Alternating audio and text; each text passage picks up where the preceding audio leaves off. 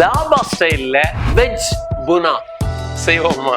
ஒரு மசாலாவுக்காக ஆயில், பட்டை, கிராம்பு, ஆனியன் நல்லா வதக்கிடுவோம். இஞ்சி, பூண்டு, காஞ்ச மிளகாய், தனியா, மிளகு, ஜீரகம் ஃப்ரை பண்ணிக்குவோம். தக்காளி, கொஞ்சமா உப்பு. இதை ஆற வச்சு அரைச்சு எடுத்துக்குவோம். கொஞ்சம் நெய் சேர்த்துக்கிறேன். Carrot, beans, baby corn, capsicum, பச்சை பட்டாணி, சிவப்பு குடமிளகாய் அப்படியே ஃப்ரை பண்ணுவோம். மூடி வச்சு குக் பண்ண வேண்டாம்.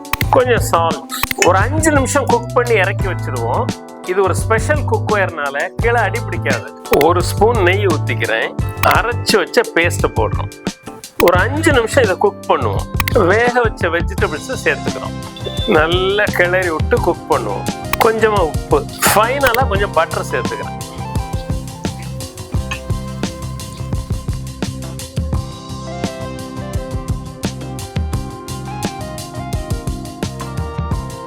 Veg Poona is ready. Chapati, ரொட்டி, பூரிக்கு டேஸ்ட் வேற லெவல். ஒரு தடவையாக ட்ரை பண்ணி பாருங்க.